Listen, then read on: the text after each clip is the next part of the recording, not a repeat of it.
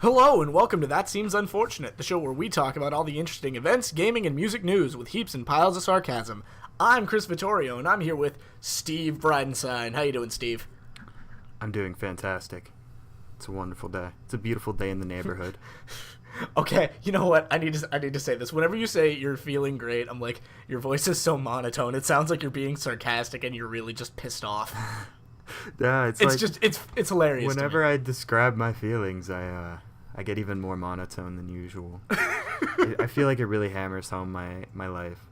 Because it's either I'm either monotone or sarcastic, and you can't be sarcastic about how you're feeling because then you seem like this weird dude. And I am a weird dude, but not for that reason. So We're all weird dudes in our own way. Go specifically monotone.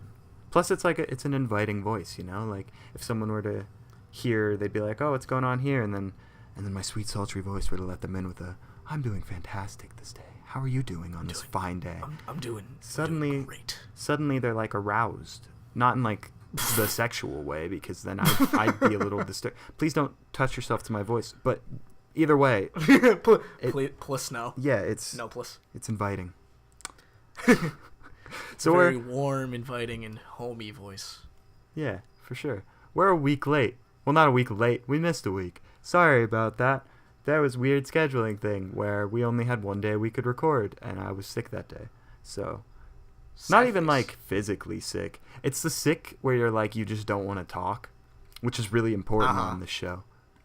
Like if I was physically sick, it is a podcast. You might want to do that. Yeah, if I was physically sick, I could totally still do the show. It wouldn't I could just mute me vomiting. It's not a problem. But like I could mute myself getting leukemia. Yeah, if you feel like you just don't want to talk about stuff, then probably talking about stuff is the worst thing you could do. So it was like the one day where I was like, I'm not feeling it. So I never got a chance to record. But here we are, bright and early on this fine Tuesday. Hopefully I didn't delay this and upload on Wednesday. Maybe Wednesday. You're probably listening on Wednesday because we're uploading probably Tuesday night. Regardless, it's fine. We'll early to midweek. And so, first thing on the agenda is this Thursday for all our fine feathered turkeys and also Americans. What? That was a terrible way to segue in. Either way, it's Thanksgiving on Thursday. Yeah, in the US that's what we're talking about. Yeah. Where we celebrate how we killed those Indians and ate their food. Oh, white people. When will Not in that you order. learn? Not in that order. We ate their food first and then we killed them. With disease. With disease and guns. And our bare hands. And our bare hands, And now we celebrate it by killing turkeys. More birds. Yeah, I mean, like... Kill more birds. Yeah, sure. They also yeah, have why feathers. not? But no, I need to bring this up, and it's making me upset. It's making me sad. There are these two things that are making me upset. One, there is snow on the ground right now. Yeah, I mean... I'm sure we've had plenty of white Thanksgivings before. We have, but every time it happens, it just makes me upset because, like, I always thought November. Don't ask me how I know this, but like November was supposed to be the time where summer's starting to slowly end, even though that's in September. Yeah, even though summer's been well over for some time. Yeah, now. for like the past few months. Yeah. But no, and it's like not supposed to be like below 30 degrees. No, it's like mid to end of November where it starts to get cold, and then December where it starts to swing into winter. Yeah. But I think the problem is more the quick transition rather than the fact that it's snowing. It's the fact that on one day it was 70 and sunny, and the next day it's 30 degrees and there's hail.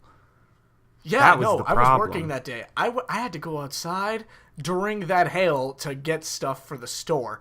And man, that was one of the worst working conditions I've ever seen. It was awful. Yeah, I had to travel all around to Cleveland. Sad. Because it was my grandmother's birthday, and her one birthday wish. Sounds fun. Yeah, she turned 80. Happy birthday, Nana, wow. sir.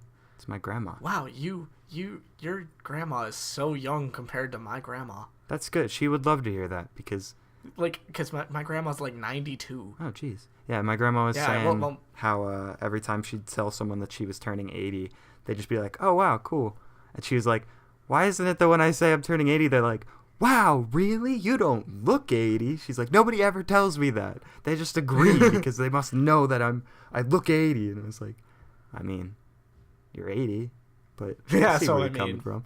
But yeah, I'm sure she'd love to hear that compared to other people's grandmas, she is much younger. Yeah, well, see, here's the thing. Your parents are probably also, like, your mom, she's probably much younger than my parents. I think both of our parents are generally older than average parents. Than the average parent. Average parents of a near which apparently 20-year-old. is now like 30. Yeah, the average parent of a near 20-year-old, so to speak. Okay, so like 50. Yeah, because I believe my mom is over 50. I could be wrong, and it's not an assumption I want to be wrong about, but No. but I think she is. She's like 50, Maybe. 52, I think. 53? See, I already know how old my parents are. Like, you know, kind of. My parents are like 63. Okay, yeah, your parents are just a little bit older. Well, a little bit being a few years, yeah. Yeah. Huh. Bruh. I knew we But both had here's older the other parents. thing. Here's the other thing about Thanksgiving that's also peeving me off around my house. And it's only really my house. Maybe a couple other houses across the nation. We already have our Christmas decorations set up. Oh, gosh. Oh yeah, I'm in one of those houses. Terrifying. I don't even have anything I know, close to and Christmas I yet. hate it. I hate it because we still have like a ways to go before Christmas, and we're already setting up the stuff. It's not even Thanksgiving yet. Yeah, so I don't like it, but I see the reasoning behind it. Is it like outdoor stuff or indoor?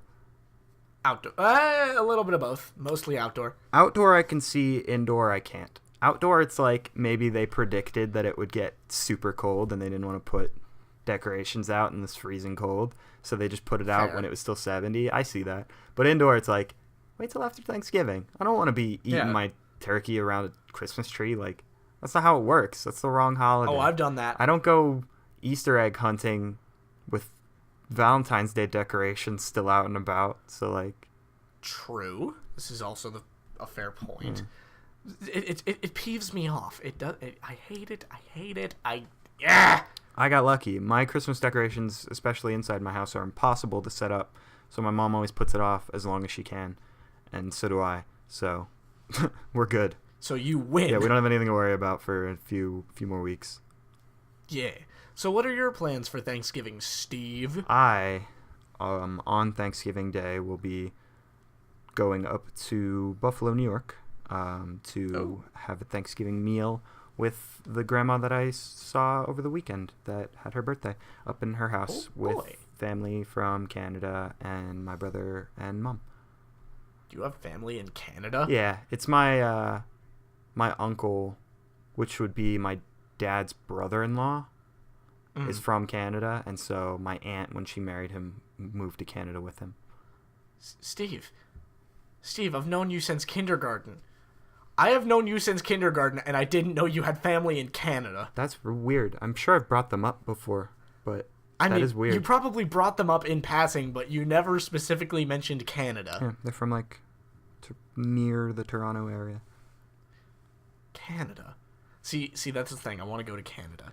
Yeah. Just to say I went to Canada. Yeah. I've never been, actually. I've never been out of the country, which is weird because I should have been because I have family out of the country. But by the time we stopped going up to see them in Canada and they started coming down to us, I was already I was too old. So. Too old? Yeah, I wasn't, I don't know how to phrase that. I wasn't old enough to go to Canada. By the time I was old enough to go to Canada, we had stopped going to Canada and they started coming to the U.S. Wow. Yeah, so I never got to go. Maybe, I'm sure I'll go someday. If Trump's as bad as people say, I might be going sooner than I think. Canada. Yeah. They got a couch for me, I'm sure. A couch? I mean, hey, you know what? Crashing on a Canadian couch, that sounds like a trip to me. Yeah. In the 1% chance that a straight white middle class male is negatively affected by a Trump presidency. Yeah, I mean, I don't think I have anything not to be wrong. afraid of. You don't. I mean, we don't. You and I don't have very little to be directly, afraid but of. I do. I do, but not for myself. Yeah, I mean, it's not to say that I don't. If oppression were to happen, I wouldn't like be against it. It's just to say that if oppression were to happen, it wouldn't be to me. I'd still feel terrible about it, and I would still fight it. But it's like I wouldn't be the one affected, which would actually put me in a better position to fight it because it's like I still have all my rights. Much. Woohoo! Yay! Privilege is good for something. White privilege. I actually went. It's good. And I can't. Good for something. I can't like talk about this too in depth, but I'll briefly mention that I went to a meeting yesterday about like, not about white privilege, but it was mentioned, and I learned a lot. And it's like pretty cool. It's always a fun topic to learn about, like race and things, because it's not like I'm surprised by any white privilege I would have, but it's like it's always good to hear. It's always beneficial to hear it from someone else that doesn't have it. How good we truly have it to be straight white middle class males in America. Yeah, and we do have it good. Pretty yeah. See, there's a straight white middle class male from America just wooing outside of my door. He's having fun. Sounds like Reagan. I think I know him. It's like he sounds like a fun guy. He's pretty great. He's my Super Smash Bros. Rival. Oh well, see, there you go. Me and him are the two. Well, it's a hard title to give. He's better than me at the Wii U Smash, but we're like even on Melee because I play Melee, but he plays the Wii U Smash. Mm-hmm. So we're like, respectively, the best Wii U Smash and Melee Smash players on our floor. Yeah. Meanwhile, look at me. I suck at Smash. I love Smash. I haven't played it enough. I suck at Smash so much. But I love it. I tried playing it on Wii U, and I tried playing online, and I got beat down, and I was like, well, guess I'll stick to Melee. Yep, I mean... Guess I'll stay where I'm good. The only good... the only Smash I was ever good at was Brawl. Yeah. That's usually how it goes. If you play Smash a lot, you play either for Melee, but if you just kind of play Smash to play Smash, you've probably played Brawl. Oh, yeah. Because it was like, in terms of our generation, it was the Smash of the casual generation. Like, it really was. When we were at the age of people that didn't play games like significantly or competitively, that's when Brawl was out. So that was the one we played. And now it's just been like equated to the casual gamer. Yep. Which I am. I'm not a competitive gamer by any means. I love casual gaming. I am a competitive gamer, but I am not a big gamer. Like, I don't play a lot. Yeah. I just play games that are competitive. I don't play a whole lot of video games, but when I do, I play to be better than other people at them. There's that white privilege kicking in. Yeah. Well, it's... Oh, gosh. Don't even get me started on my like, ingrown sense of entitlement. I am not only all of those white privilege things, but I am the youngest in my family, and it's also a family that had a huge generation prior to me, but a small generation of mine. Meaning I have like 10 aunts and uncles plus, and out of all of them, there's only 4 children, and I'm one of the 4. Oh, wow. And I'm the youngest of the 4. So I got all of the like youngest child spoils from 10 people, and they didn't split it amongst a lot of kids. They split it amongst 4, and I got the majority of it. So don't even get me started on my life's quest to fight off this ingrown sense of entitlement that I have. That's insane. I just got everything growing up. Dude, it was such a weird wake-up call when one day you just go, wait, I'm not just the best thing ever to exist? What are you talking about? That's all I've ever known. And it's like, whoa, there's billions of people in the world, and I'm not number one? When did this happen? Oh my god. How does that even work? Yeah, my entire sense of reality has been blown away. Yeah, I mean... Oh my god. So yeah, when it comes to video games, I always want to be better than other people. But I mean, I'll put the work in. I love how we went off that entire tangent, just say, yeah, basically when I play games, I want to be better than people. Yeah. Yeah, I mean, I still work for it. I mean, you don't... Well, you have to if it's gaming. You can't exactly... Well, you can cheat your way out of that. Yeah, or just expect really to turn on a game and be the best at it. Looking at you, 12-year-old kids who were playing Call of Duty. Yep. Looking at you. Yep. I'm not sorry about it either. Yeah. But anyway. Yeah. So. Anyway, on to some more serious things. College. Let me tell you about college right now. College, we're coming up to the point where we're finishing up the semester. And let me tell you, like, I've even had one of my professors agree with me on this point. They said, I wish I could just give you, like, all the hard stuff first so that you don't have to do it when you're also having to write, like, 13 papers and, like, 18 math assignments all in, like, 3 nights. So, like, you just get it out of the way. But, like, I can't do that because, I mean, the school system sucks. And, I mean, you haven't learned anything yet. So you couldn't even do it. Yeah. And I'm just like, well, I mean, I wish we didn't get anything to begin with. But, I mean, there's not a whole lot you can do about it. And he said, yeah, I know, because our grading system sucks. Yeah, pretty much. And it's just, I've been so swamped with stuff. And it's given me a headache, man.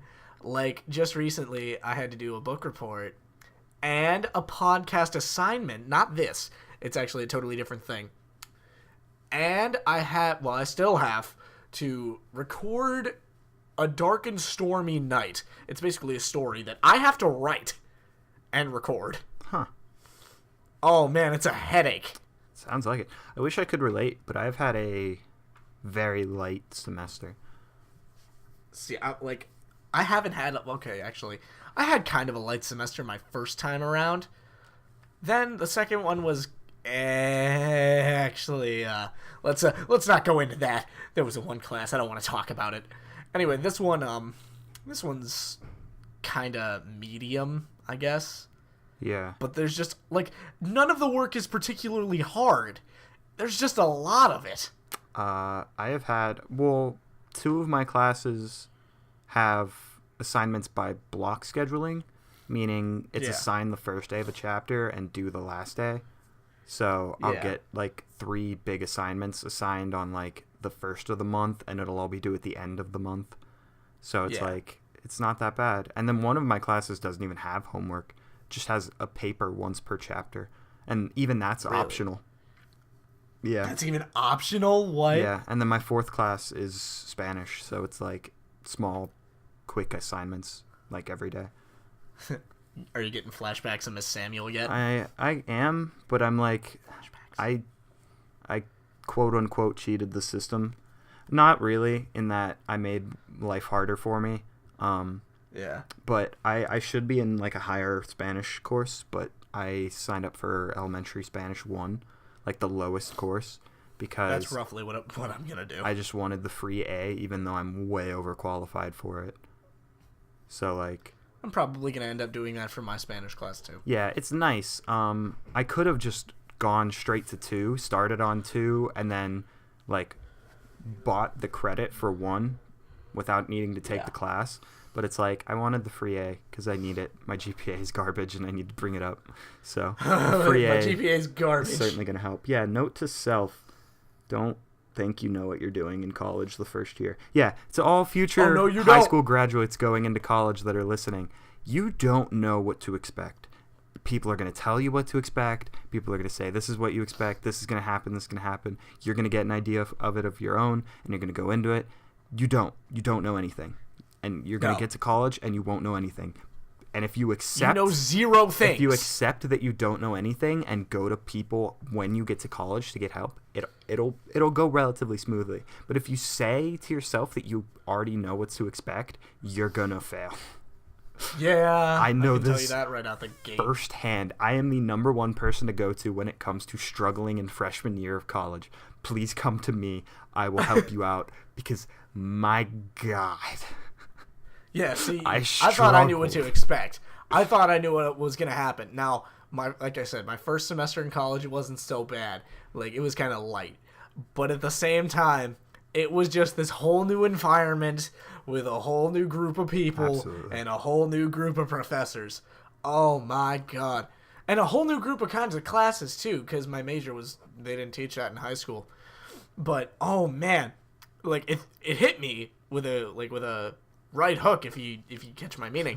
But God, I wasn't ready, and I had to like get ready while it was all happening. Yeah, and it was terrifying. Yeah.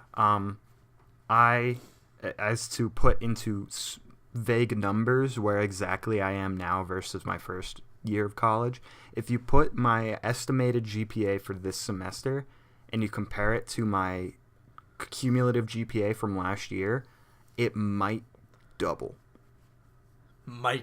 And it looks highly possible that it will double. Like, comparing my whole first year of college's GPA to this semester's, it might double.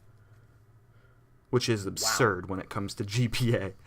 That shouldn't double. If that doubles, that means it was really low. Even if I had a 4.0, which I don't right now, even if I had a 4.0 this semester, that would mean I got a 2 last year.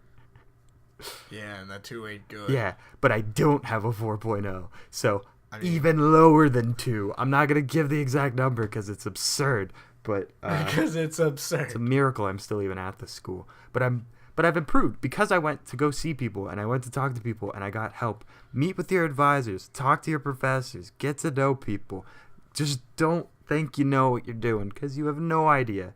You never will until you actually talk to people in college. Yeah, please don't fool yourself into thinking that you know what to expect because it's not the standard what your high school professors will tell you where it's like, oh, they'll give you assignments, they won't even ask you about them ever again, so you have to do them on your own time. That is a lie. That's not even always a lie. Sometimes it's true, but that's not even important.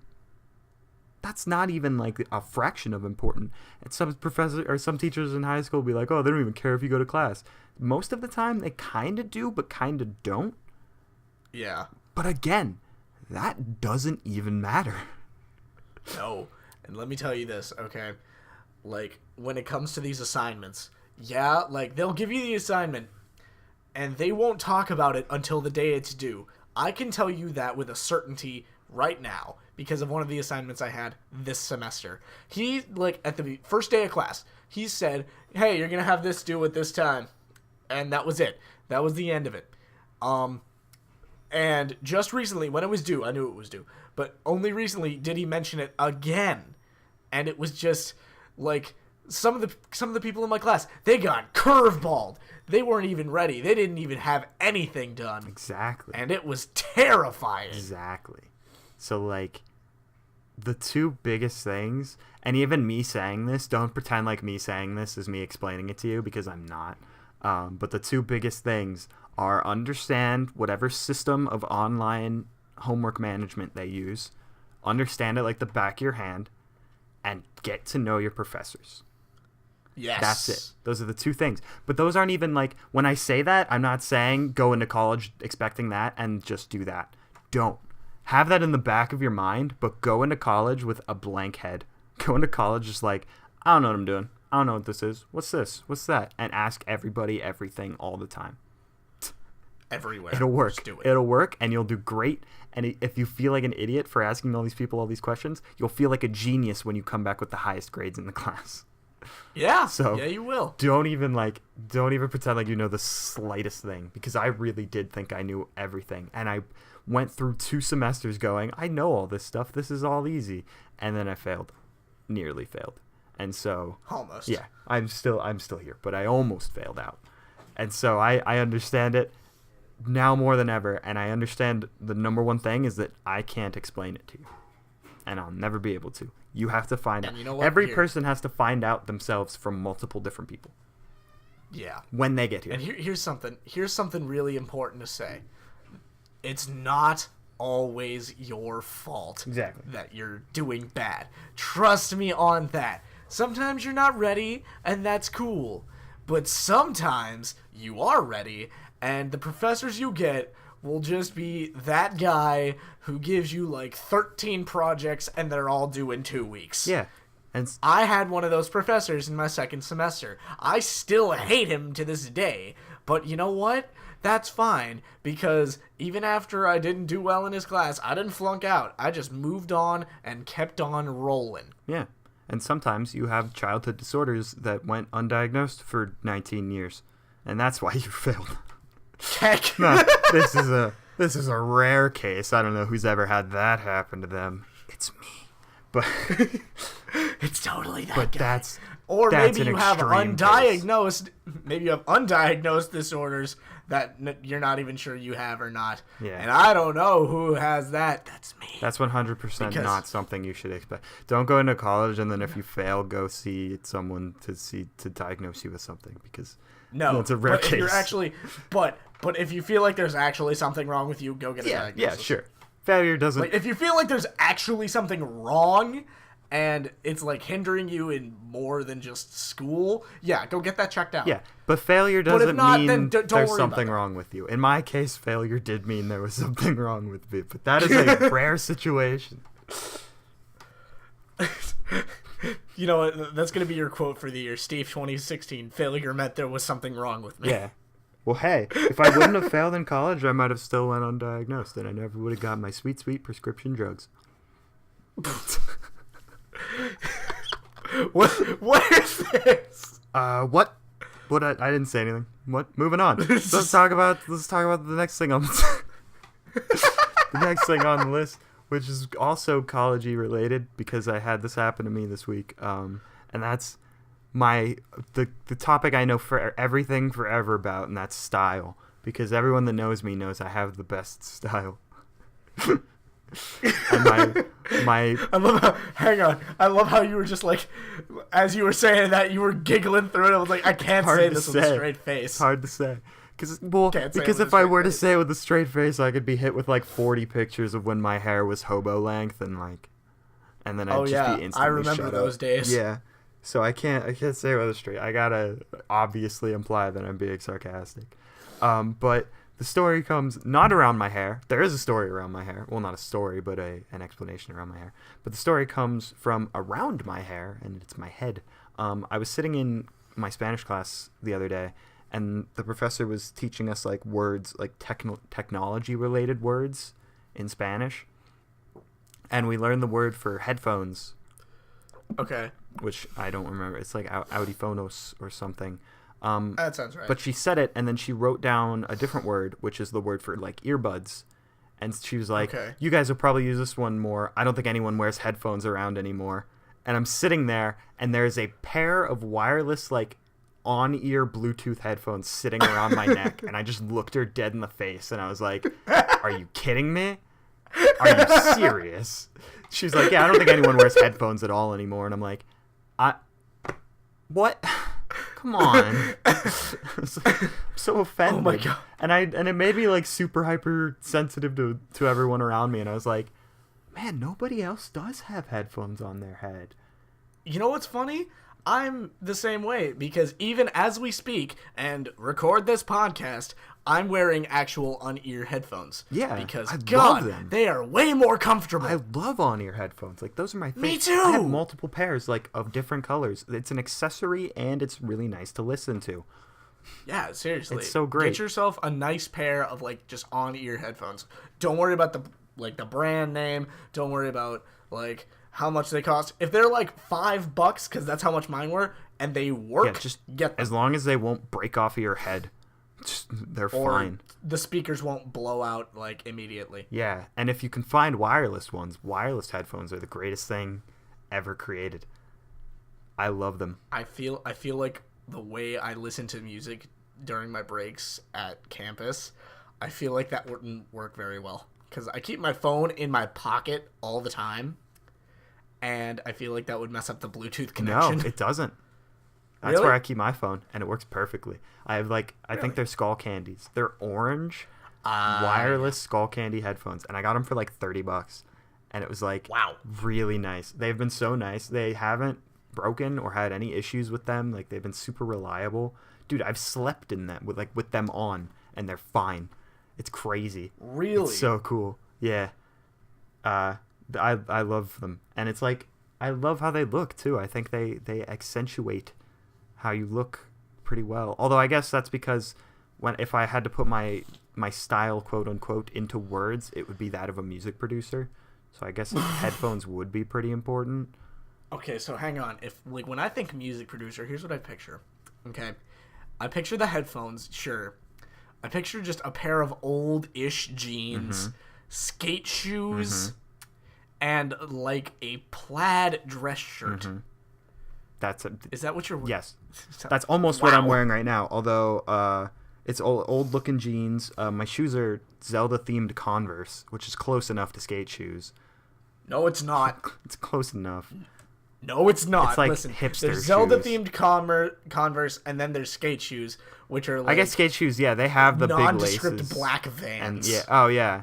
Well, I mean, oh wait, no, they are Vans. They're not Converse. They're Vans. Yeah, they're Zelda Vans. Okay. Well. I okay. So that now I feel stupid for getting those brands mixed up. They're 100% Zelda Vans. it's funny because I'm the one with Converse. Yeah. So I have like Zelda themed Vans and old jeans, but I have like this. It's my favorite shirt. It's like a blue and black horizontal striped like hoodie, but it's not like a hoodie. It's like a shirt hoodie. Actually, you know what? I know what you're talking about, and that also qualifies as a music producer. Yeah. So I walk around with that, dude. I had this jacket on. I call it my evil villain jacket because it's like it's like a heavy casual-ish black coat. Oh my god. And I had it on with this like blue hood sticking out of it, and I looked like the most evil person. Like I looked like a bad guy, just naturally, and it's awesome. I have a trench coat for you that you should try on. It'd be awesome. You think I am half? You think I'm kidding? I actually have a trench coat. Oh, I'm sure you do. I'm half fantastic. music producer, half evil villain, and I love it. But in a lot of movies, the music producer is the evil villain. Exactly. Exactly. So you know what? By God, you're a movie villain. Yeah, it's perfect. I love my style. It's really obscure, and like most things I do, it's like against the norm, but I love it. So I'm gonna keep doing it. Just like, And I'm just here with all the black clothes and the torn jeans and the black cargo pants and very obscure band T-shirts. hey, if you like how you look, keep doing it. And if someone says they don't like how you look, accept what they're saying, but I mean, it means nothing. Former emo punk now. Yeah, I mean, like, because that's how it was when my... That's how I can describe my sense of style. Former emo punk with sometimes a leather jacket. Yeah, I mean, hey, if you like it, go for it. But that's how it was with my That's long roughly hair. what it is. You were around me, like, when I saw other people while my hair was really long. Like, that's all people would talk about. That was, like, anything anyone would say to me is, wow, your hair's really long. You should probably cut your hair, dude. It's pretty long hair. Got some long hair. And I was like, no, I like my hair. I'm going to keep it. You know what's funny? Now that you bring that up, my hair is starting to get longer, and it's... If I were to let this go for another, like, half a year, it would probably go back to how I looked when I was, like, a lot younger. The bob. With, like down to my shoulders, you know what I mean? Yeah. But, yeah, see, I don't want that to happen, because when that happened, I had a mullet. Yeah, I was about to say. And I don't want that to come back. No more mullets. No more. Yeah, but, like... I don't need that in my life again. When people would tell me, like, talk about my hair and say that my hair was super long... It was kind of bothersome, but in my head it was like, I don't care. They can say my hair's long. They're welcome to say it. It doesn't do anything. And then when I finally made the decision to cut it, it was because of me. I didn't cut it because people said that I should cut it. I cut it because I wanted it cut. Mostly because I was in the shower and I was like, this is just way too difficult. I don't like this anymore. I'm going to get it cut. And so I got it cut. And so, like, if people don't like how you look, accept what they're saying, but it doesn't mean anything.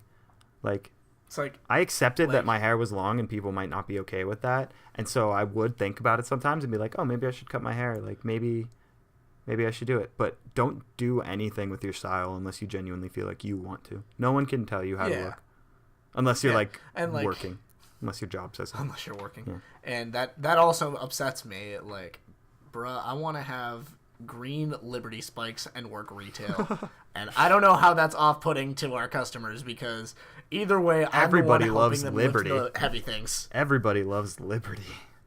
Yeah, but have you ever seen a set of good Liberty spikes? They are They're up like there. they're like a foot tall. They are up there. Yeah, see, but either way, that's weird to me. Like, I want to have green Liberty spikes because at the end of the day, I'm the one that's still helping them outside with a really heavy carpet. Exactly. And I don't see how my hair has anything to do with that. Exactly. So yeah, now I'm going to mention my hair because I said it at the beginning of this. Have you seen my hair recently? Yeah, it's like really short. Have you seen it since I faux hawked it? No, because the last picture I saw of your hair was like in our group chat, and you looked almost exactly like your brother. Ah, okay. That's weird. So you didn't see the one where I said that I looked like Smash Mouth? No. Okay, I put did not that. I see put that that up today. Yeah, I faux hawked my hair recently, like last week.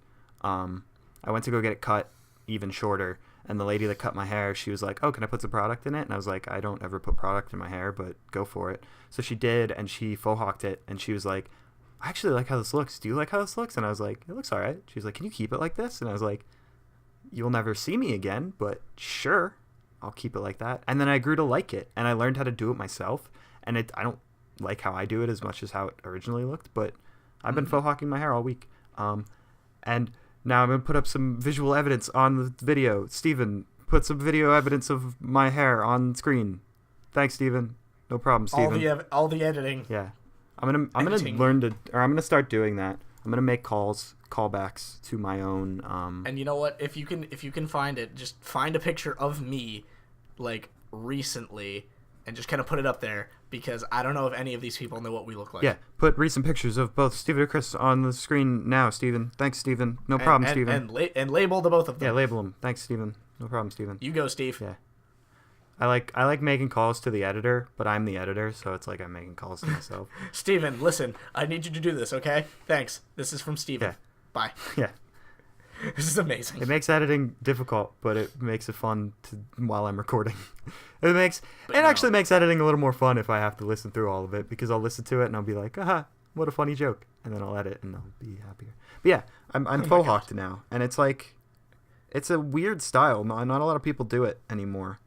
And so like, I'm always like super self-conscious about how it looks, and I'm always like, I don't know how it looks today. Maybe it looks terrible. Maybe it's ugly. Maybe people hate it. And then I'm like, nobody really hates it, I'm sure. And if they did, they don't care enough to make it be an issue. Yeah.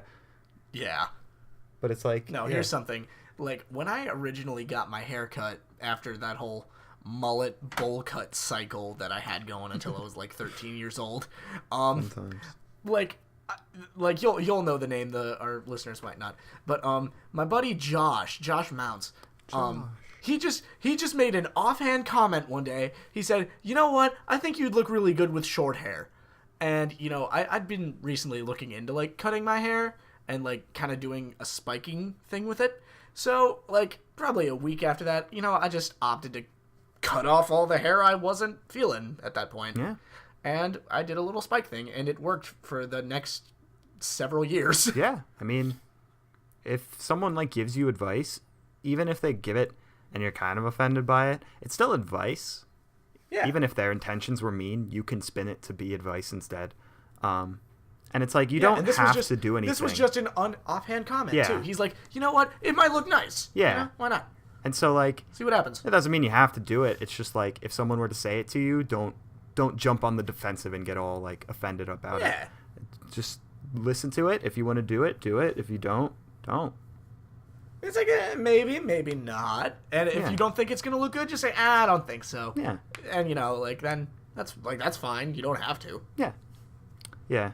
I'm surprised I'm still faux hawking my hair. I had to do it this morning, and it was like kind of weird, and I was in a rush, and I wasn't sure how it'd come out. I think it came out all right.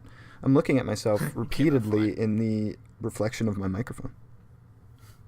You ever? Oh wait, yeah, I have one of those too, and I forget that I can look at myself in my microphone. Yeah, I forget until I see myself out of the corner of my eye and freak out. Amazing. Yeah. And then That's terrific. I'm gonna briefly run past one more thing of style, and that's shirts, because I made this discovery the other day. I don't know if I should use this as an excuse.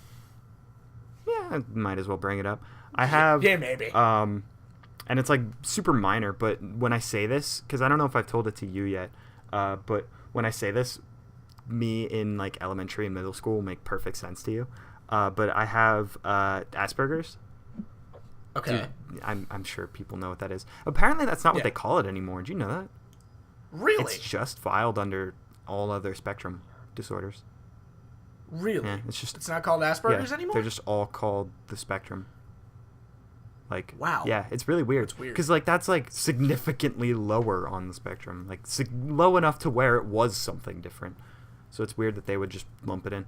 But yeah, Yeah. one of the big things of that is social, like your social age, so to speak, is behind. Like you develop socially like slower than other people. And it tapers off as you get older. But I like I said, it should probably make perfect sense to you. Most of my young adult or child life, because you knew me through all of that, and how it just seemed like I was just significantly less off than everyone else. It's because I was significantly less. Yeah, I was certainly all over the place as a child. I had no idea what to do. You were, dude. I had no idea what to do with people, around people, towards people. I just did life. Didn't work. Steve, what makes you think I know what to do around people now? Well, yeah. And I'm 19 years old. That's just a thing in and of itself. But when it came to, again, style, a few years ago, the coolest thing to me was, like, shirts with, like, characters on them. Like, I have, like, a ton of Zelda shirts, and I have a ton of, like, I have Overwatch shirts from when Overwatch came out. I have, like, shirts from all these different games and shows and all these things. But recently I've kind of grown away from that because, like, that's a somewhat younger person thing to do. And I still like the shirts. I'm not going to get rid of the shirts, but it's like I've been trying to wear more of these, like, hoodies and, like, plaid shirts and flannel shirts and things like that. Yeah. And it made me realize that, like, my wardrobe for that is incredibly small. Is it really? I have mine is too, but still. 2 button-up flannels. Just 2. 2 or 3 decent-looking polos. And then this hoodie shirt thing. This one hoodie that you're wearing, like, right now. Yeah, that's it. Currently. And I guess I have like one of those baseball sleeved shirts, like the ones that the sleeve just goes over your elbow, and then you, like, roll it up. It's like a half-sleeved shirt. Half sleeve. Oh wait, actually, I know what you're talking about. Yeah, I have one of those. I have a couple of those too, which is pretty cool. But, like, so that's like 7 things total in terms of, like, shirts. And so it's like, wow, I'm, like, at a disadvantage. Most of my stuff, and I realize this as well, most of my stuff has, like, the Zelda logo on it or something relating to Zelda, mostly because I am super into Legend of Zelda. I like the idea of it, but that's the topic for another day. But it's also because the like, logo for Zelda is the most, like, casual. Yeah, and the most, really like, is. blending in. So, like I said, my shoes have Zelda on them. My wallet has Zelda on it. I have seen your wallet. That's the truth. My half-sleeved shirt has the Triforce. It's, like, gray and black with the golden Triforce in the center. I have a hat that's a black beanie with the Triforce on it. My brimmed cap, like, the only, like, hat I'll wear anymore is a snapback that's gray with the Zelda, like, Triforce on it. And so most anything I wear has multiple Zelda things on it. And I realized that when I go out, people must be like, well, that guy's a nerd. He's, like, super into Zelda. He's, like, only Zelda. And it's like, not really. I just like the logo. And I just unfortunately picked up the logo too much. And I'm here like everything I wear has something to do with music. Like, I don't wear much gaming stuff, and I don't wear much plaid, because I have, like, a lot of band shirts, and the only hat I'll wear from, like from now until probably the end of time is my Nirvana beanie. Yeah. Because Nirvana's great. Absolutely. But with music shirts and band shirts specifically, I have, like, shied away from them because my music taste is so fleeting that I don't want to, like, get a shirt for a band that I like at the time and then not listen to the band anymore and just have the shirt. Yeah. And I made this statement about 2 years ago to a friend of mine about 21 Pilots, because I went to, I think it was probably Hot Topic with them, and there's a 21 Pilots shirt, and I was like, oh, I really love 21 Pilots. I should get the shirt. And then I was like, I don't know if I should get it because I don't know how long, if I'll be into 21 Pilots forever. Like, there might be a time where I have this shirt, but I don't listen to 21 Pilots anymore. And that time has come. I still love them, but I don't, like, go out of my way to listen to them anymore. And it's like the way you're saying that right now is just, it's making me think of this thing that's gonna make me go off on a tangent real fast. But I have a friend who also goes to Kent who's absolutely in love with 21 Pilots. Most people are, and it's cool. Yeah. They deserve it. But it's like that's how I was, but I haven't Nah, been much like loves, that. She loves them. Wonder if I know her. I've seen. I don't know. Her name's Amy. Like I said, I've seen a million people with 21 Pilots. So the odds of me finding the one person that you're referring to out of the sea of 21 Pilots shirts and hoodies. Actually, it's really easy, and she'll probably appreciate me talking about her on the show. But basically, she is what we call the whitest Asian on the planet. Okay. Okay. Well, then I totally don't know her. Yeah, like imagine a basic white girl minus everything you hate about, a basic white girl, but make her Asian instead. That's about what she is. Interesting. Yeah, I totally don't know her then. I don't know. Well, I mean, I know Asian people. I don't know any Asian people. I don't know ever. Asian people. What are Asian people? I've never heard of those. But none of the 21 Pilots people I've ever seen were Asian, so I guess I don't know. No, you know what? Now you know of a person who is Asian that likes 21 Pilots a lot. Yeah. Look at that! Wow, we've been at this for a while, dude. I know. I was thinking the same thing. We are at 45 minutes in, and like we just got through like the first 3 topics.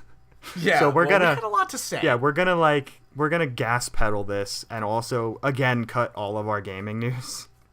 Yeah, because I mean, gaming. Who needs that? Yeah. You know what's funny? What in our intro, I keep saying the events, music, and gaming news, right? Yeah.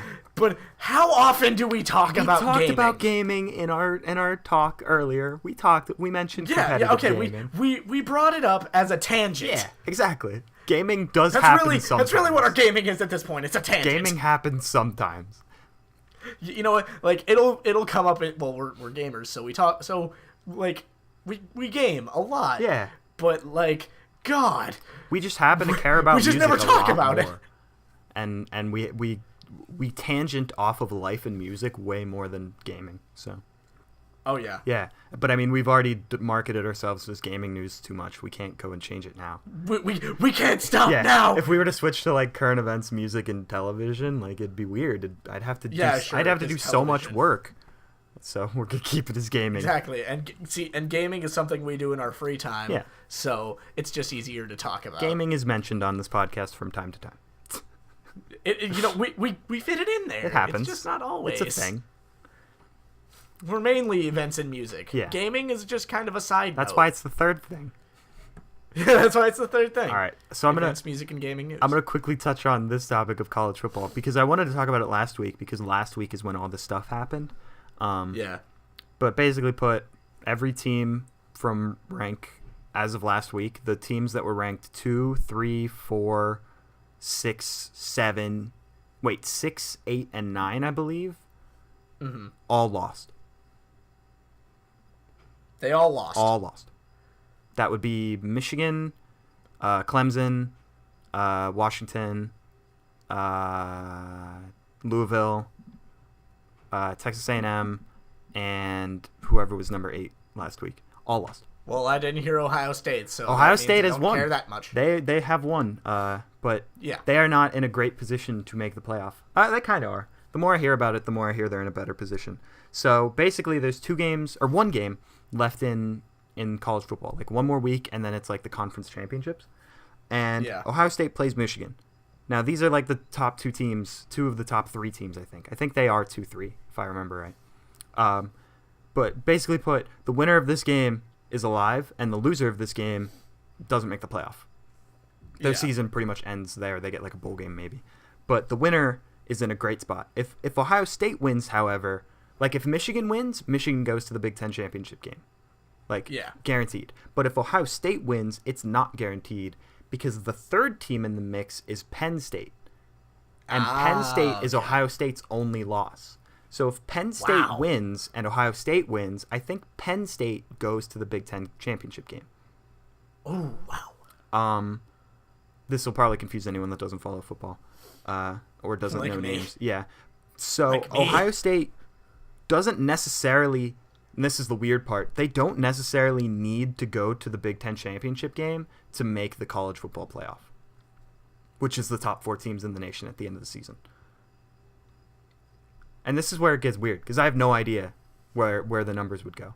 But basically put, if they win out or if they win, and Penn State goes to the national or the college or what's it called, Big Ten championship game, I think if Penn State wins the Big Ten, they might still put Ohio State into the playoff.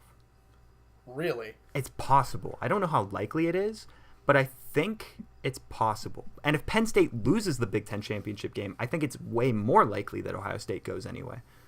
Because the team on the other side of the Big Ten championship game is more than likely going to be Wisconsin.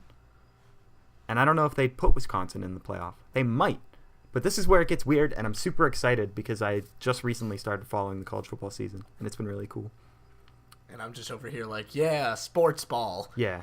But I wanted to talk about ball. one specific thing, which is just in the podcast topics thing that I do. It's just called good play. Okay. So I'm going to explain what good play means now. Good play. So the Clemson Pitt game, I watched all of that game 2 Saturdays ago, like a week ago on Saturday, 10 days ago. Yeah. And Pitt, in a spoiler alert, Pitt won and upset Clemson, which was like the number 2 team in the nation at the time. But there was this play where Clemson had the ball on like the 5-yard line or like the 3-yard line. They were really close to scoring. And their quarterback throws a stupid pass, a pass he shouldn't have thrown, whatever, what have you, into the end zone, and it gets intercepted by Pitt. So Pitt intercepts the ball in the end zone, and they start running the other way, the guy with the ball. And from what it looked like nobody would be able to tackle him. It looked like he was going to score. And so he was going to run the length of the field, like 100+ yards from end zone to end zone. And then out of nowhere, this receiver from Clemson is running, I kid you not, as fast as I've ever seen anyone run. Like, it looked like Usain Bolt was running down the sideline. And he's running this dude down. He's getting closer and closer. But as he hits like maximum speed and energy output and just completely short circuits because human is not supposed to go that fast. But as he starts to stumble and fall, he tips the back of the dude with the ball's heel and trips him up, and he goes down and doesn't score. That's amazing. And I kid you not, I've never had more respect for a person than that receiver right there. That's amazing. I was like, just the I wanted to jump out of my chair and like jump around the room because I was so hyped for that dude. I can hear it now. I just hear, whoa! It cut, whoa! Yeah. It cut to him on the bench afterwards, like after the play. His head was in his hands. It looked like he was dying. Like, it looked like he just ran all of his run that he will ever have in his life. And I was like, man, that's like mad respect for someone to not like refuse to give up on the play.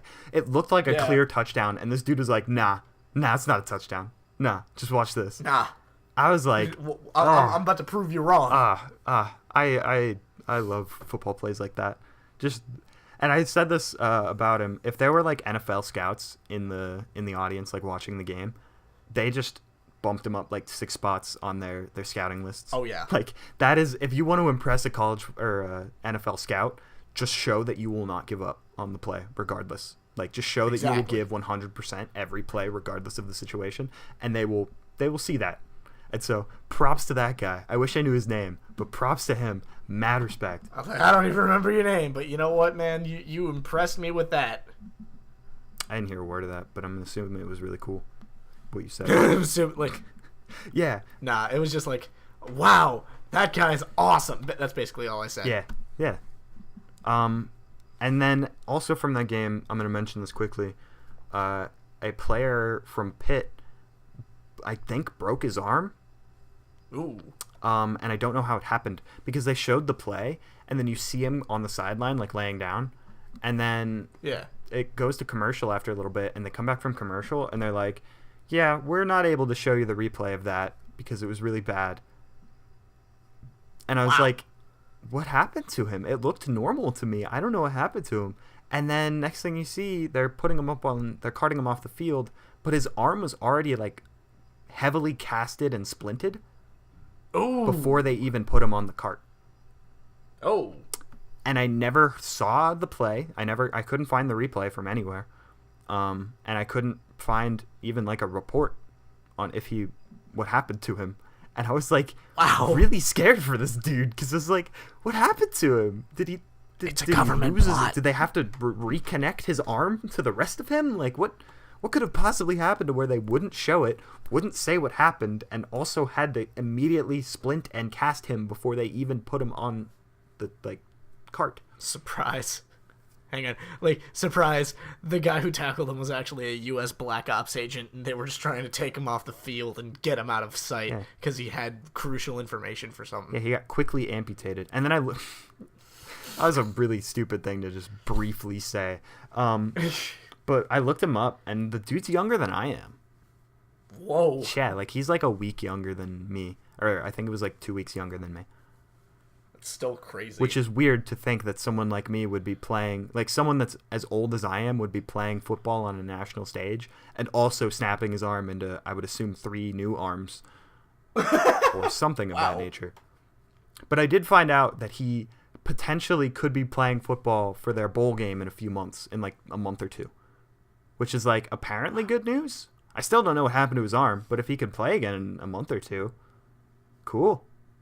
That's amazing. Hopefully he's doing all right. Because it was scary. I didn't know what happened. And I've seen a lot of crazy injuries. I was there, or not there, but I was watching on TV when that basketball player broke his leg. I think I was watching that. No, the dude I was watching had a heart attack. Louisville Duke, a few years ago. March Madness. 1 seed against 2 seed.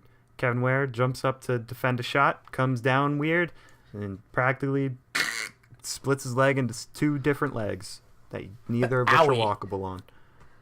Neither of which can walk. Yeah, the best part of that, well, best, and I mean worst and most gruesome part of that, is the bench's reaction, because he did it right next to the bench, and you see the whole bench just, like, get up and, like, cringe as hard as they can as soon as they see it. As soon as they see his leg, they're all just like, oh, God, oh, whoa. And then the camera like cuts to the guy that made the shot, and he's backing up, like going on defense, and then he looks over and sees the dude's leg, and he's like, oh gosh, what happened? Oh my God, are you okay? It was gruesome. If you can stand gruesome stuff, it wasn't like so gruesome that it would like make you vomit. But if you are the kind of person who's interested in like extreme injuries, look up Kevin Ware. It's spelled as you would expect. Kevin Ware, Louisville basketball, breaks his leg. You'll find it. Yeah, and then also watch Joe Theismann break his leg. Because if you haven't seen that is just legendary in terms of injuries. Amazing. Have you ever seen Joe Theismann's injury? I don't know. The only injuries I pay attention to are like skating injuries where they're like really bad. I also saw one really bad parkour injury. Picture about a 40-foot drop to one crate from another, and then a 60-foot drop in between. Huh. So the dude tries to jump it, hits his face on the crate he was supposed to land on, and falls the other 20 feet. Yeah. Parkour injuries are no joke. They're real stuff. They're bad. Yeah. Parkour and skateboarding have the 2 craziest injury situations. Why do you think I do both? Yeah, because it's fun. It is. Yeah, if I wasn't 6'3" and lanky, I would totally try. But I'm 5'6" and stocky, so I can do it. Yeah, as soon as one part of my body loses its momentum, I start to spin. Like, have you ever seen the graph of if you put like a piece of bread butter side up and you tape it to the back of a cat and then tried to drop it, it would just do perpetual motion because cats always land on their feet, but the bread always lands butter side up. That's me. I would just start rotating. I would perpetually rotate. Where did this conversation go? I don't know. We talked about pee for like 10 minutes last episode, so you never know what to expect anymore. That's very true. Yeah, but the Joe Theismann injury was when on Monday Night Football, Joe Theismann was a quarterback, and he got sacked and he got hit, and as he was going down, a lineman fell on the back of his leg. Oh. And you basically, to sum it up, cover your ears if you're squeamish. You basically see or mute the video. His leg like kind of pop downward from like below the knee pad. Oh. Yeah, and then on top of that, the defender proceeds to fall on the recently snapped bone. Oh, that sounds like it's terrible. Yeah. You may have heard the name of the guy that tackled him, Lawrence Taylor. No, He's one of the sports ball. One of the greatest defensive players, maybe not greatest, but definitely a name that you Sports mentioned ball. when you think of defensive players back in the day. He played for the Giants at the time. He's really good. Oh. But you see him get up, and he knows immediately what he did because he gets up and he starts waving his arm and like waving people to come over and look at him because he knew immediately what happened. Like he knew immediately that this dude was going to be in pain. So he's immediately waving people over to him, and then you see him like put his hands on his helmet and like just look like, oh gosh, what did I do? Like it was a legit injury. Like this dude, Joe Theismann never played it down in football again. Really? Yeah, Kevin Ware actually went back and played more basketball. Surprisingly enough, he's actually doing pretty well for himself now. So he recovered from his injury. Joe Theismann did not play down football ever again. Nope. He's like, nope. After that, I'm done. That is, yeah. Nope. If you are a person that is into injury related topics, definitely, and you haven't seen Joe Theismann's injury, definitely look it up. It is interesting. And it was back in the day when they didn't stop showing replays. They just kept showing the replay for it. Because this was like years and years ago. So yeah, it's real. It's cool. I think it's interesting. I feel bad for him clearly, but it was an interesting thing to see. Yeah. Okay. Do you want to mention Green Day, or should we go straight into music? Actually, I think we should skip the music around this time since we're already hitting an hour. We're already pushing it. Yeah. Well, we'll go a little. We can briefly mention it. We'll go at like an hour and 20 or so for this episode. Okay. Sure. But for Green Day, this is just a quick news update. You know. Yeah. Green Day at one of their local shows, I believe it was at the AMAs. They like during their song "Bang Bang" off of their new Revolution Radio album. They were playing it on stage, of course, and when the bridge between the chorus and the solo comes in, you hear Billy Joe just starts screaming, "No Trump, no KKK, no fascist USA," and apparently they're back at their political screaming again because you know what? That's exactly what makes them Green Day. Yeah. And they're standing up for what they believe in by, their music. I actually looked up a video of it on YouTube, and the comments on that video, dude, the comments were so mixed. like some of them were saying, "Oh, only liberal libtards listen to Green Day," and the others were just repeating what Billy Joe said. And I was just like, wow, I have never seen so much opposition to a thing that people should be opposing. Yeah. And I'm talking wow, why are all these people supporting Trump? I mean, look at him. He's not well, I don't think he's doing it right. And Green Day can't even say it without getting a whole lot of criticism for it. And that was so weird to me. Yeah. I mean, it's kind of what you come to expect from Green Day. I think it's cool I don't think it's cool per se, but I think it's good that they did it because they haven't done it in a while. Yeah. I missed them. No, they haven't. Yeah. And I just thought that was the absolute most insane thing I've ever seen. I think it's interesting. It's pretty cool. But yeah, we'll briefly touch on music, and I'd like to start it off.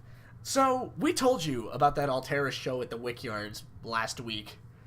First, let me tell you a little story.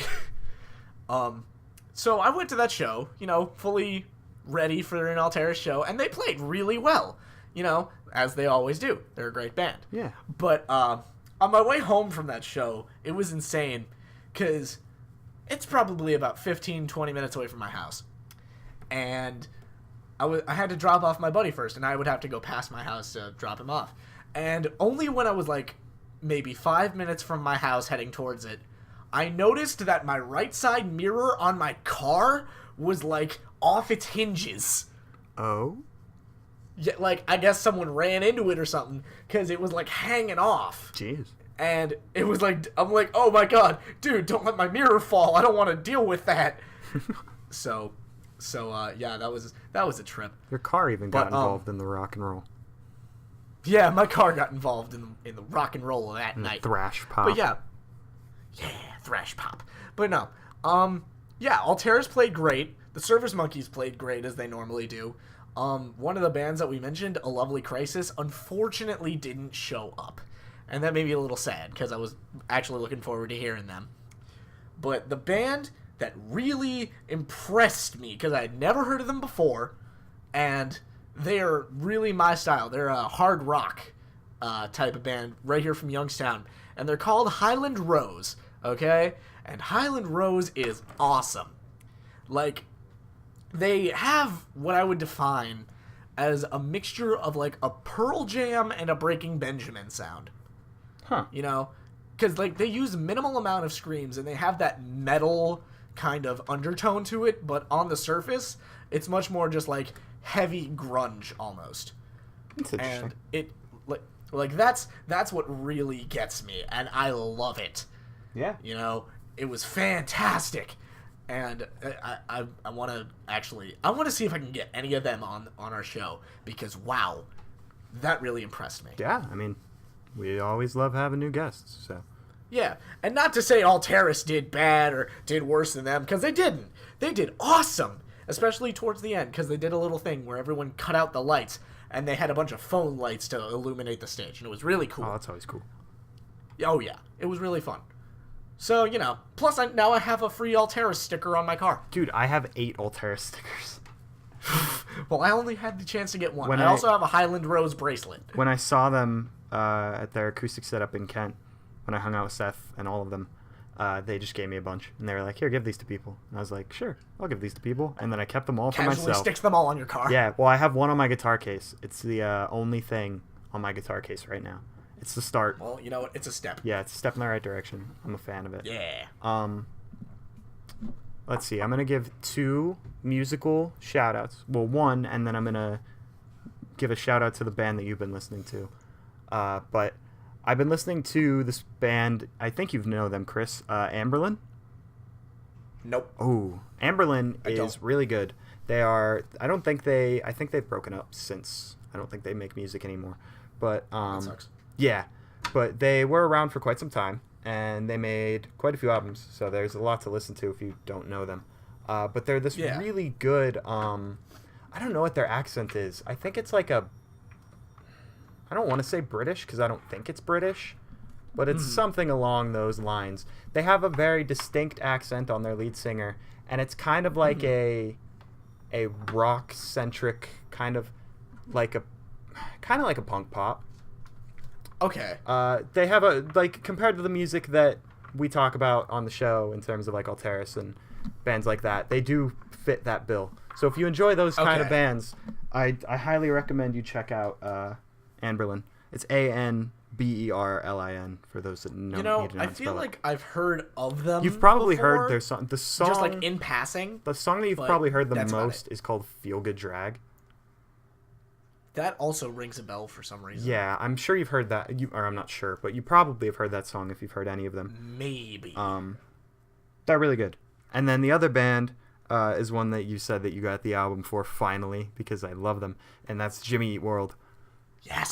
I love Jimmy Eat World. They're so good. I just picked up Bleed American. Yeah, if you haven't heard the album Bleed American, even if you don't really like Jimmy Eat World, I can still recommend you Bleed American, because it's such a good album. The songs that I've been listening to, because I mentioned like Bleed American and Sweetness in the middle and all those like the songs that people know, but the ones that I've been listening to are Your House. Do you know? Your House is really good, and then If You Don't. Yeah. Those two specifically, as of like recently for me, have been my favorites because they're really cool, especially If You Don't, which takes on like a really casual but still like rock atmosphere, and it's like it's really good. So yeah, Anberlin, Jimmy Eat World's Bleed American. Listen to both of those if you haven't. They're amazing. Those are just like, that's a Steven's recommendation. Now my recommendation, I was gonna also mention Jimmy Eat World, and I already mentioned Highland Rose in our little talk about Alteris there. So I only have 2 more things to bring up here. I recently picked up the new Breaking Benjamin album, Dark Before Dawn, and holy crap, it's amazing. It's fantastic, because like Breaking Benjamin didn't really top the charts for a couple of years there because they went on a hiatus, but they came back, and they came back swinging, because wow, like that album hit me in the face with a bunch of music I wasn't ready for, because it reminds me exactly why post-hardcore was so popular a couple years ago. It was just something I guess anyone who really listened to any rock genre could listen to, and not hate brutally. Yeah. But the other one I wanted to bring up was this band. No kidding, I just discovered them today. Okay, because I was listening to my Anti-Flag Pandora, and I was having a good time, and this band came on called The Unseen. Okay, The Unseen is a hardcore punk trio. No, they're not a trio. What am I talking about?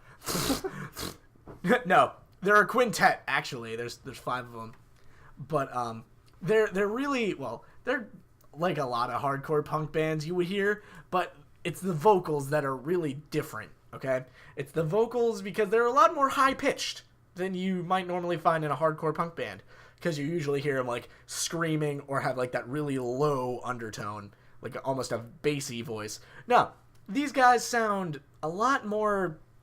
Let's see. Actually, I can compare their vocals to something like Jimmy Eat World, almost. Just a lot more raspy. Huh. So, I mean, I thoroughly enjoy them. They're really good. That's pretty cool. So yeah, that's my 2 cents on the recommendations. Awesome. Yeah. I like to recommend music a lot. We should do this more often. Because Green Day. We should do this more often. We should each have 2 bands to recommend each week. Yeah. Maybe cut it down to 1 once we start running out of bands.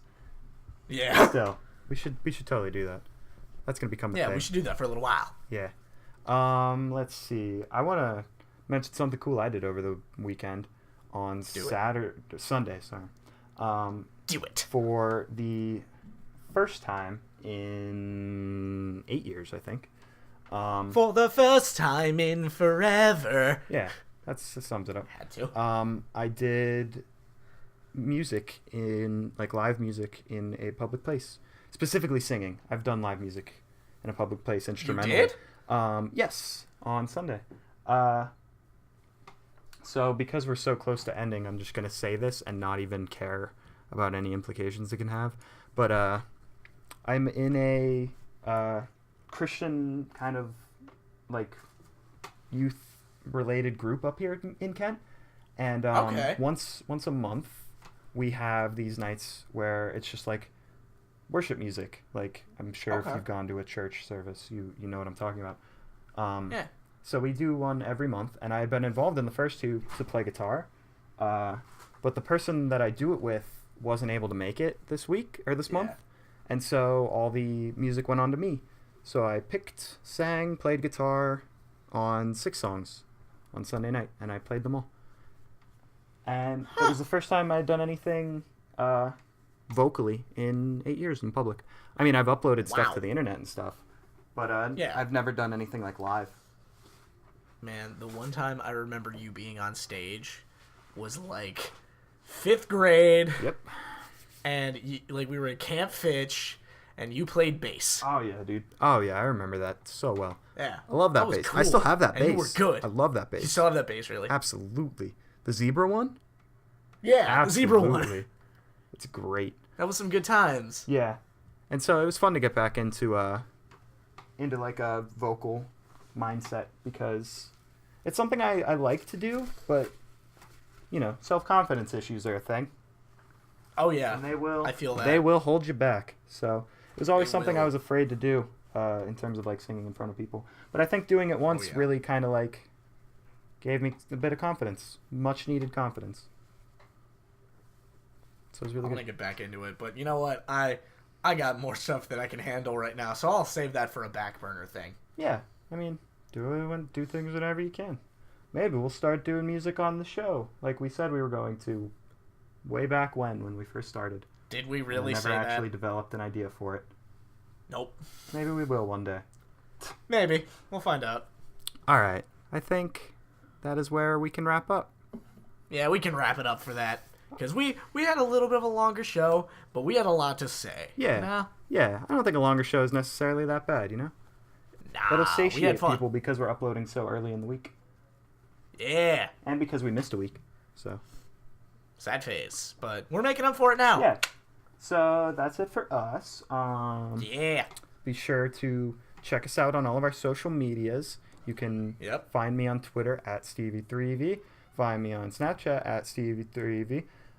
Twitch.tv/TheEveryman. And, I don't know, just subscribe to us on YouTube. That Seems Unfortunate podcast. Yeah, because, I mean, you're already here. Socials? Why not drop a subscribe? Yeah. And, yeah, for my social media, unfortunately, I don't have a Twitch like he does, because my laptop sucks at that kind of thing. Dude, we should do... Remember when we did Twitch streaming when we, like, raced in Pokemon? Like, years ago? Yeah, you know what? Hey, you know what? We'll save that for the next one. So we got a story. Yeah. I mean, we won't talk about it. I was just mentioning it as a cool thing we did. Yeah. But anyway, you can find me on social media. You can find me on Twitter at CPTAnarchy97. That's CPTAnarchy97. And you can find me on Snapchat at Death Metal Demon, because I was an edgy 15-year-old. Yep. Yay.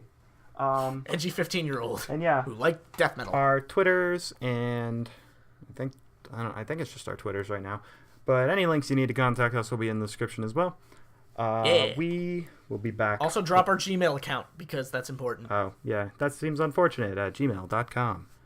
Yeah, it's we'll put for that when in the you description email too. things. Whoops, that was my alarm for my phone. Because I know no one uses email really, but you know what? Yeah. That's where it's going to be. If you want to email stuff, email that stuff. Go crazy. Yeah. So we should be back next week. Same place, maybe different time. I don't know. We'll find out. Day. But, yeah. Hope everybody has a wonderful Thanksgiving and all your dreams come true. Just make sure it's not as unfortunate as this. Yeah. Be sure to share us with all your friends and anyone you know that loves idiots. Who loves idiots. Do you feel down about yourself and you want to feel better about yourself by looking at the flaws of other people? Link them to us. Yeah, we'll make you feel so much better about yourselves by hearing us mumble stupidly. Good times. Yeah. Yeah. So yeah. All right. Be sure to like and subscribe to us and hit us up on our socials and let us know how we're doing and how you like us and all that good stuff. And we'll see you guys next time. Thanks for listening. Bye. All in one breath. I don't know. I don't know what that was either.